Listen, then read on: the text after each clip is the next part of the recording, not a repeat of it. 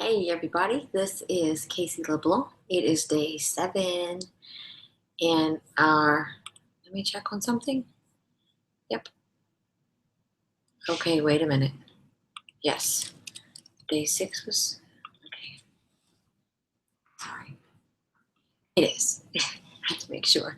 Today is day 7 in our Homemaker video tip series. And today I wanted to talk to you about something and give some tips about something that is super close to my heart, and that is journaling. I mentioned that journaling happens in the prayer corner, but it really doesn't have to.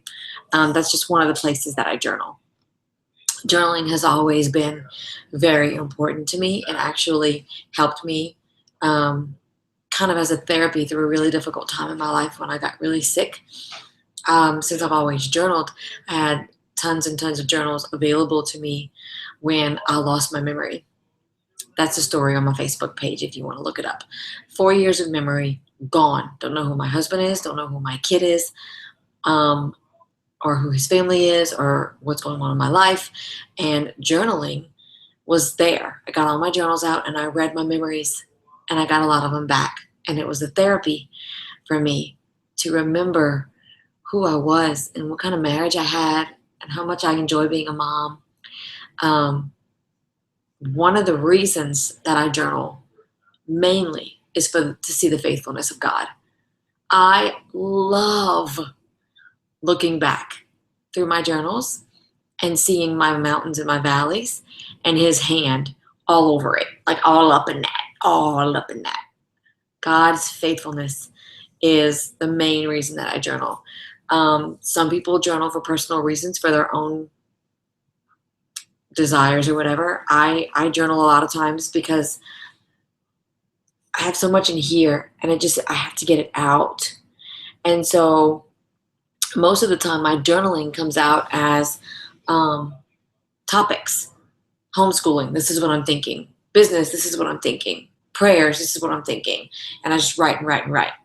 And then time goes by and I just journal every day. And as a month goes by, 2 months, 6 months, a year, I can look back and see that I have a season of life where I'm just more complacent, or I'm more passionate, or I'm more mom-minded, or I'm more business-minded. It's just so neat to see that. And so here's some tips. I want to make sure that I get this very clear. Why journal? Why would you journal? The first thing that you're going to be able to do is you're going to be able to look back and see either where you still are and how stagnant and complacent you are, or you'll be able to look and see how much you've grown and how much you've changed. And you'll be able to see, as you've written out whatever was important to you at that season in your life, the struggles and the victories, you'll be able to see the faithfulness of God through that. Even if you're still writing about the same thing a year later, you can still see the faithfulness of God moving. I did not, when my husband and I went through me losing my memory and not knowing him, I have journal entry after journal entry of how I do not know this man, Lord. I do not love this man.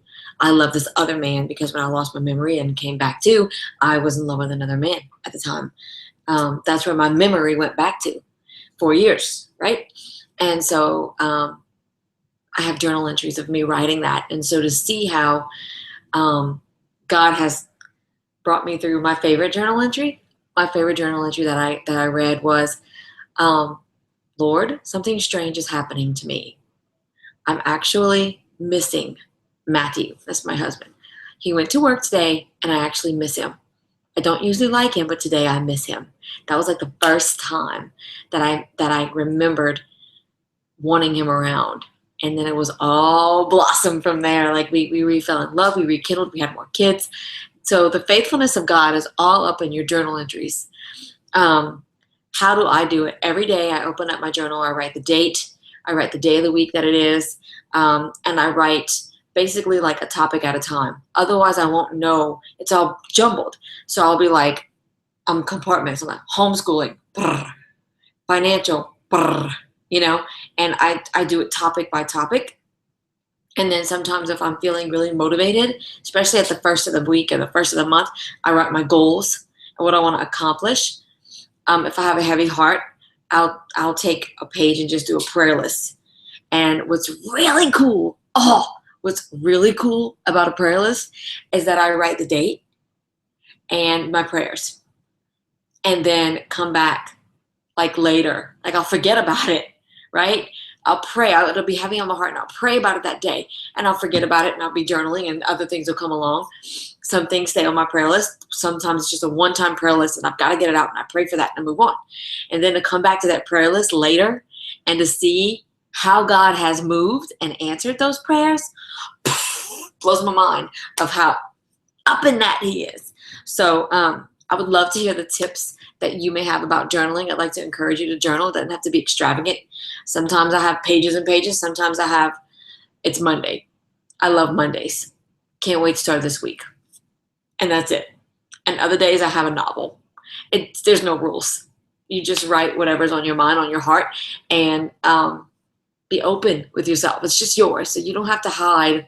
You can even use a coding system if you want, but just be authentic and be real. And that's my tips. So I'd love to hear what tips you have about journaling. If you journal, you can subscribe to this channel so that way you can get more videos based on the things that I'm keeping track of in my life if you're interested. I don't know.